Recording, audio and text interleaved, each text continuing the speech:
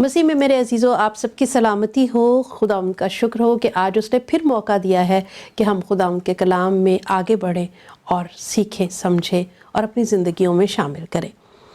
آج کا پروگرام بھی ہم روزوں کے حوالے سے ہی کر رہے ہیں، اور میں تھوڑا سا آپ کو یاد دلاتی جاؤں کہ پچھلے پروگرام میں ہم نے سیکھا تھا کہ کیسے ہم روزہ جو ہے وہ ہماری زندگی پر اثر انداز ہوتا ہے، اور ہمیں اس کے لیے کیا کیا کرنے کی ضرورت ہے۔ روزہ رکھنا صرف کھانے سے گریز کرنا نہیں ہے، بلکہ اور بہت ساری چیزیں اس میں شامل ہوتی ہیں، جس میں صبر ہے، جس میں قربانی ہے۔ پاسا بتا رہے تھے آج بھی ہم اس طرح سے سیکھیں گے، اور اپنی مسیحی زندگی کی ویلیو کو بھی سمجھنے کی ضرورت ہے۔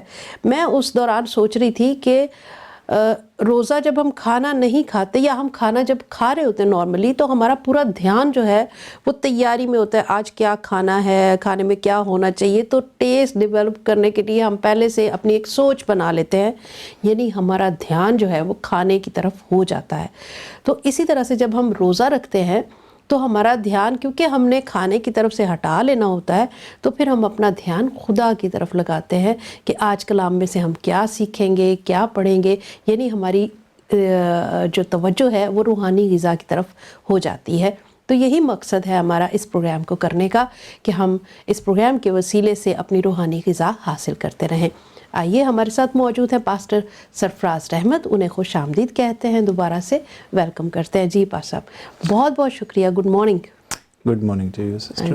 جی، بہت اچھا لگ رہا ہے کہ آج آپ پھر اسی انرجی کے ساتھ حاضر ہیں، اور بہت ضروری ہے یہ کہ ہم روزانہ جو ہے مل کر بیٹھ کر خدا کے کلام کو پیش کرتے ہیں۔ یہ انرجی بہن کہاں سے آتی ہے؟ From the word of God. بالکل، کوئی شک نہیں۔ یہ انرجی جو ہے ہمارا خداوند جو ہے اس نے وعدہ کیا ہے کہ دیکھو میں دنیا کیا کرتا ہمیشہ تمہارے ساتھ۔ تو اگر ہمیں یہی احساس رہے کہ خدا ہمارے ساتھ ہے اور ہم اس میں سب کچھ کر سکتے ہیں، تو آپ ہر وقت انرجیٹک رہیں گے۔ بالکل دعا کرتے ہیں، آسمانی باپ ہم تیرا شکر کرتے ہیں اور دعا کرتے ہیں آج تیرے کلام کے سبب سے اے خدا ہم برکت پائیں، اور جتنے بھی ویورز آج تیرے کلام کو سنیں یسوع کے نام سے اپنی زندگیوں میں فیصلہ کرنے والے ہوں کہ خداوند میں تیرا اور تو میرا ہے، اور ونس وہ فیصلہ کریں ان کی زندگیوں میں اے خداوند یہی انرجیٹک پاور کام کرے، اور وہ تیرے وفادار بیٹے بیٹیاں بن کر زمین پر تیرا جلال ظاہر کرے یسوع کے نام سے، آمین آمین آمین۔ جی بھائی صاحب، کچھ پوائنٹس آپ نے شیئر کیے تھے، اور ہم لاسٹ پوائنٹ جو تھا وہ قربانی اور ویلیوز کے اوپر ہم بات کر رہے تھے، لیکن آج ہم تھوڑا سا اس سے آگے بڑھتے ہیں اور ہم بات کریں گے کہ فاسٹنگ جو ہے وہ دراصل ہماری زندگی میں کچھ چیزوں کی امپورٹنس کو سیٹ کرتا ہے۔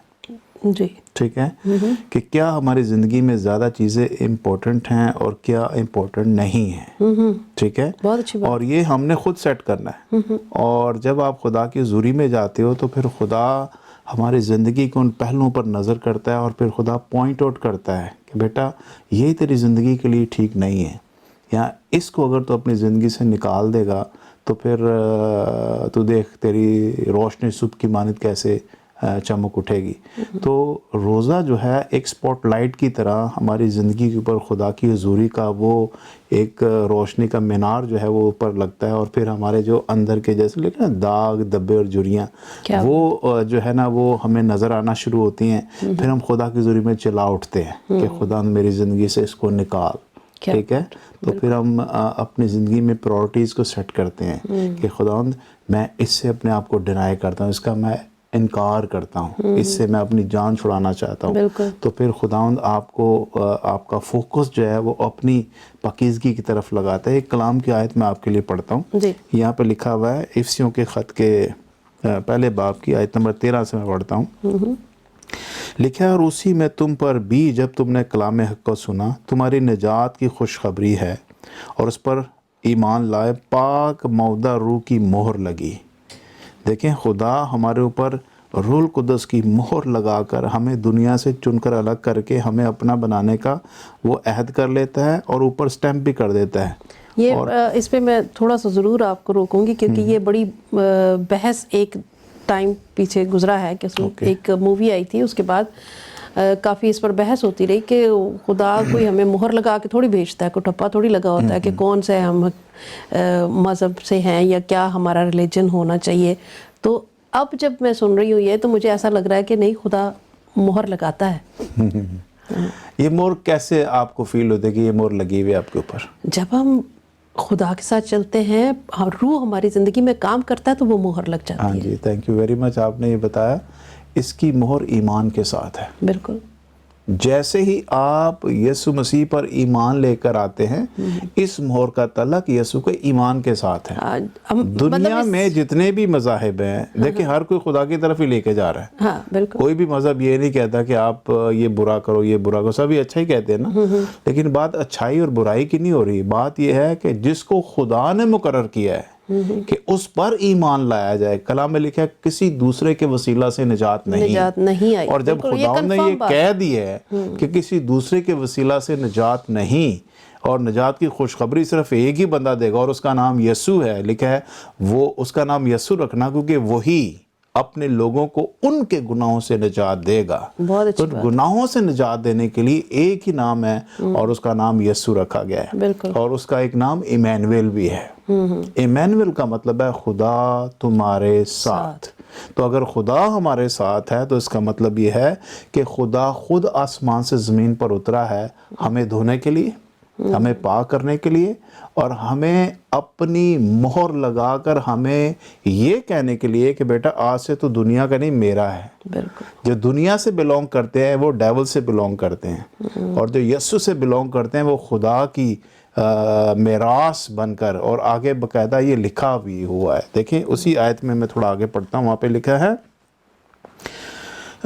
جب تم نے کلام حق کو سنا جو تمہاری نجات کی خوشخبری اور اس پر ایمان لائے تو پاک روح روح کی مہر لگی، اور وہی خدا کی ملکیت کی مخلصی کے لیے ہماری میراث کا بیانہ ہے.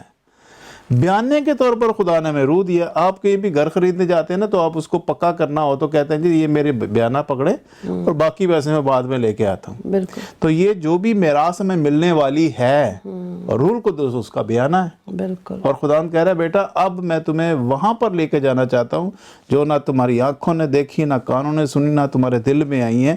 وہ چیزیں میں نے تمہارے لیے آسمانی باپ نے کہہ رہا ہے میں نے رکھی ہوئی ہیں، لیکن بیانے کے طور پر پاک روح تمہیں دیا ہے تاکہ ان چیزوں کو تم دیکھ سکو. اچھا، یہ یوں بھی کہا اور پھر یہ کہا ہے، یہ وعدہ کر کے گیا یسوع مسیح کہ میں جاتا ہوں تاکہ تمہارے لیے جگہ تیار کروں. جی تو اس نے وعدہ بھی کیا ہوا ہے. ٹھیک ہے نا. تو یہ جو ہم بات کر رہے تھے کہ اپنی زندگی میں ویلیوز کی امپورٹنس کو سیٹ کرنا، تو ایک یہ بھی پہلو ہے کہ جب ہم روزے میں جاتے ہیں تو خدا ہمیں ہماری ویلیوز کو، اس کی امپورٹنس کو ہماری زندگی میں اجاگر کرتا ہے کہ بیٹا یہ اگر آپ اس کو اپنی زندگی میں سیٹ کر لیں تو آپ کی زندگی کی دھارائیں تبدیل ہو جائیں گی.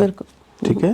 تو اس لیے میں سمجھتا ہوں کہ اگر آپ پرائورٹیز کو اپنی زندگی میں سیٹ کر لیتے ہیں کہ یہ چیزیں میری زندگی میں زیادہ اہمیت کی حامل ہیں، تو پھر آپ دیکھیں آپ کو جینے کی جو ہے وہ ایک نئی راہ مل جائے گی.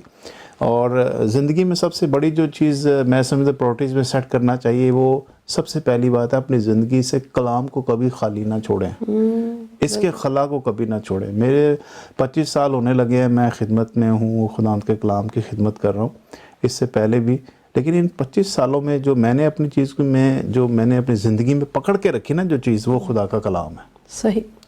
کیسے بھی حالات ہوں، چاہے آپ موبائل سے پڑھیں یا بائبل سے پڑھیں، لیکن کلام کی کوئی ورڈز ہمیشہ اپنے ساتھ پڑھ کے اس کو رکھیں. میں نے دیکھا کئی دفعہ میں صبح جب کلام پڑھتا ہوں تو میری میڈیٹیشن اس کلام پہ سارا دن ہوتی رہتی ہے.